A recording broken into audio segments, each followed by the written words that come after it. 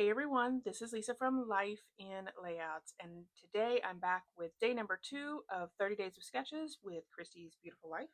Today's sketch comes from Sean Lair, and I will link her Instagram below so that you can go check her out. I pulled out my Simple Stories Say Cheese collection, and I'm mainly going to focus on the Say Cheese number 2. When I first saw this sketch, I thought about the fact that there was an 8x10 photo on the left, which at first it scared me a little bit.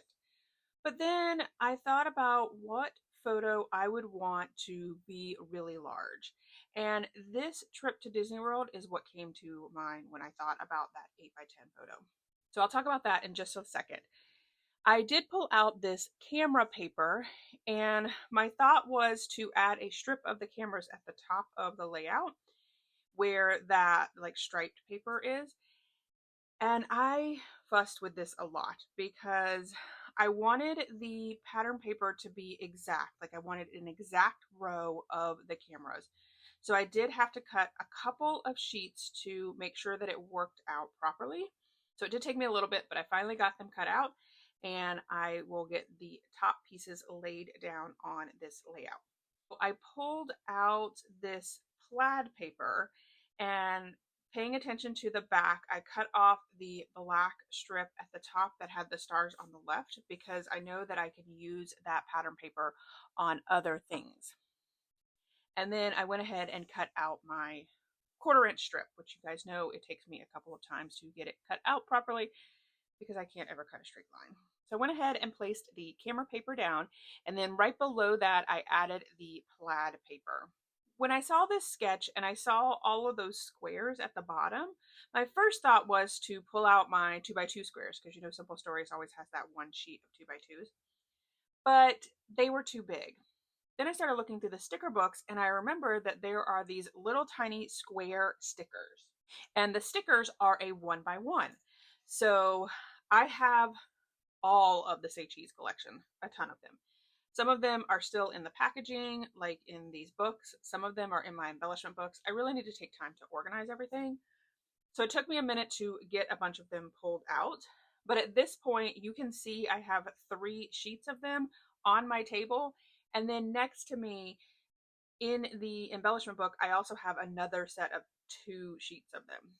So I have a ton to choose from. This is where I realized that I wanted to add a 1/4 inch strip to the bottom of the layout as well to match the 1/4 inch strip at the top that's underneath that camera. So I pulled out that black paper again, where it's black on one side and plaid on the other, cut that out and added the adhesive to it, and then added it down to the layout. It took me a minute to figure out how I could get these organized, but I finally pulled out a piece of wax paper because I didn't want to stick them down. I wanted to make sure that I had the order right. And I will tell you that I cut so much out of this part of the video. I was so indecisive about which squares I wanted. My thought process was that I wanted a word and then an image. So like the first one says magic starts here, and then I have that little cute dog, then epic, the castle. I was currently video chatting with Nicole, so once I got the left side down, I showed it to her, and she was like, yep, that looks great. I started working on the right-hand side of the layout, still going with that word and picture every other one. When I got to the end, I took a picture of it and I sent it to Nicole, and as she was looking over it, I decided that I would cut down my photos. Now, the sketch calls for 3 4x6s and 1 5.5x4. But my thought process was that that photo that was supposed to be in the 5.5x4 spot is actually 2 3x4s that I put together in the Project Life app, and I just left them that way. I did not want to cut that photo down. So what I decided to do was leave the 2 photos that were on the left-hand side at a 4x6, and then the 2 photos on the right-hand side are 4x5.5. Once I got the photos figured out, I went back to the stickers at the bottom and realized that I had 2 yellow ones on the left-hand side. Nicole pointed that out. Thank you very much. And I only had 1 on the right. So I knew I had to pull up that 1 yellow one. So I switched that one out. Well, then I realized that the Mickey head that I had over on the far right had a lot of black in it. So there was like the Mickey head that was black, and then right next to it was the black sticker that says Magic Moment. So I knew I had to pull those up because there was too much black close together. So I tried out the castle, but I wasn't liking that because I had the white on the left of it. So then I decided to pull up some of the stickers and try to figure out which order I can move them around in. And I play around with this quite a bit. But I do think that I finally came up with a configuration that I really like. Once I came up with that configuration, then I started to take the stickers off of the wax sheet and put them directly on the layout. And this is one of those sketches that I am so glad that I used this sketch, because I definitely would not have thought to do this. And I was able to get used up a ton of these little squares. And I feel like these squares are so hard to use. I'll put like one or two maybe on a layout, but to be able to get 20 of them on a layout is just amazing, because I still have so many of them. Off camera, I did like move them around. I still have 3 full sheets of them in my embellishment book. So it's kind of crazy. Once I got them down, I felt like they needed something to kind of close them in. So I cut out an 1/8 of an inch strip in this red sparkly paper, and I added it to the tops of both of the stickers. So I like to use this technique when I have really tiny pieces, placing the adhesive on my hand, and then it helps so that it doesn't get stuck to the paper as I'm trying to put it down. It was a little bit longer than the 12 by 12, so I just used my X-Acto knife to trim off the edge. On the left-hand side of the layout, it does call for 2 pieces of paper to be behind the 8 by 10, and it looks like they are kind of offsetting each other. So I pulled out this viewfinder paper as well as this black polka dot. And this was another one that I struggled with so much. I moved these papers around a lot because I knew that a majority of the paper was going to be covered up. So again, even though I have a ton of it, I don't like to waste paper. I'm always a person who's going to gut my paper and save as much as I can. But I feel like at this point, it probably could have just went with the paper and just left it, especially since I have so much of it. But I really like this black polka dot paper, and I've used it quite a bit, and I feel like it's a good kind of neutral. So I did cut it down and then laid it back on the layout. And at this point, I realized that a majority of it was going to be covered up. So I decided to gut the paper where only the left and the top part was going to be left on the piece that was there. Then I added the viewfinder paper back on top of it, as well as my photo. I wanted the viewfinder paper to touch the plaid paper at the top, as well as the red sparkly paper at the bottom. When I laid the photo on top of it, I realized that the photo would probably get lost. So I knew that I wanted to back it on the white. So I just used the back of the layout to back my photo. I pulled out my layering guides. I do have a tutorial for this, and I will link it here. I love these things, and it's great for trimming out photos and making sure that you have a perfect layer around them. It does take me a little bit to get this out just because it's such a large photo. I have used the layering guides on like matted photos where I've matted several photos together, but this one was a little bit different since it was just one piece. But I finally get it out, and then I lay the black polka dotted paper down. I put the adhesive directly on the white cardstock. That way I knew I would not stick my layout to my mat, which I have done in the past. But I did have a little bit of adhesive at the top, so I just used my finger to rub it off. Now I knew that since I gutted the paper, I was going to have to use a full sheet of this viewfinder paper because I didn't want to have an issue with it not being stable in the back. So once I figured out where I wanted the angle to be on this viewfinder paper, I used my T-square ruler to add a pencil line, and then when I went to cut it, I had that angle perfectly on the bottom part of the paper. I then added my adhesive directly to my layout again and added the viewfinder paper right on top of that red sparkly paper at the bottom.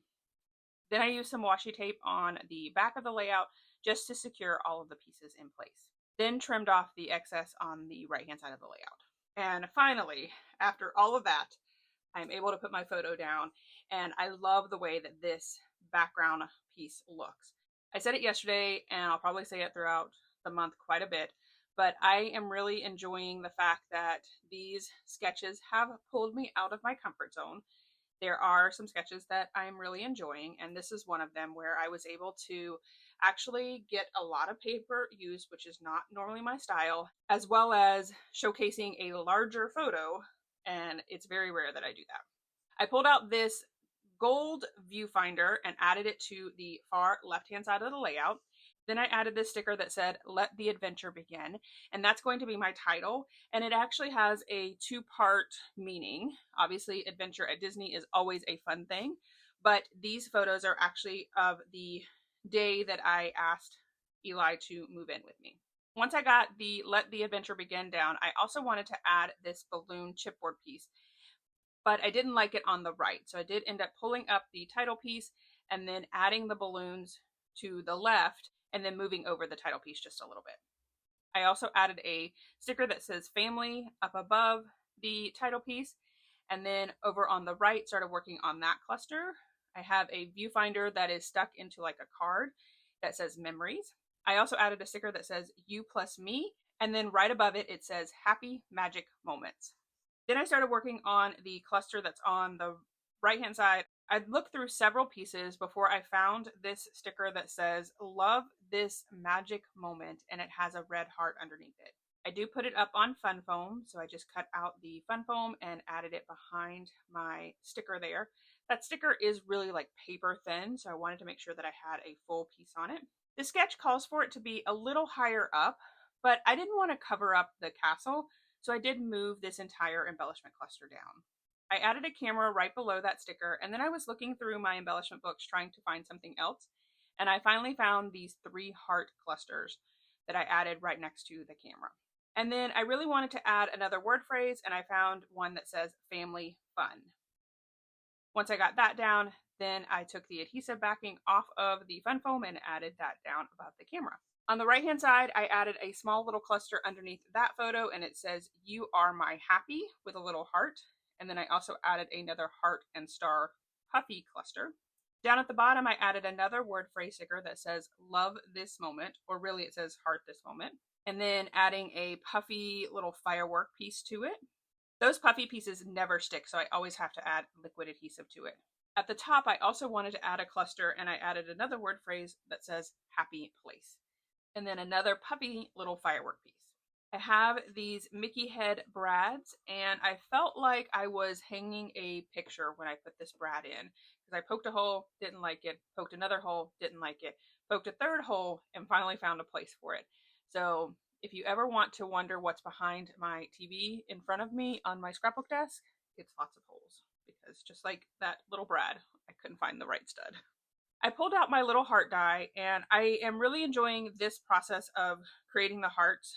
What I've been doing is stacking the white hearts whenever I have a moment to maybe like just kind of veg in front of the couch and watching TV, and I don't really want to do anything, but this gives me something to keep my hands moving. So I make a bunch of the backing. So it's the stacking of 2 hearts together. And I have these little tubs. I will link them below.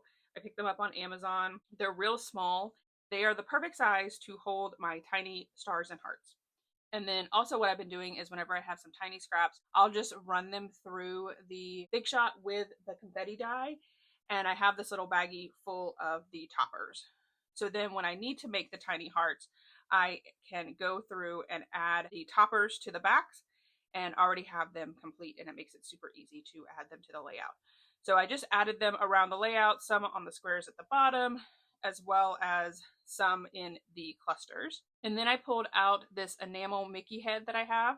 I have it in both black and white, and I added that around the layout as well into several of the clusters. And then that is it for this video. Here is my final layout as well as some close-ups. I did my journaling off camera, and it states, "This marks the beginning of a new adventure for our family of 2. Following a heartfelt discussion with my mom, we agreed that Eli should come live with me. Given the gravity of the conversation, we naturally chose to visit the Magic Kingdom. Such important discussions always seem to resonate better in that magical place." And then I added the date of August 30th, 2020. I would encourage you guys to go check out everyone else who is playing along with 30 Days of Sketches from Chrissy's Beautiful Life. There's so much inspiration out there in regards to these sketches, and I'm so excited that she finally decided to do an entire month of double page layout sketches. I can't wait to show you guys all of the layouts that I created this month. So stay tuned tomorrow for another layout. If you enjoyed this video, if you wouldn't mind giving me a thumbs up, I would really appreciate it. If you haven't done so already and you want to see more double page layout inspiration, make sure you hit that subscribe button.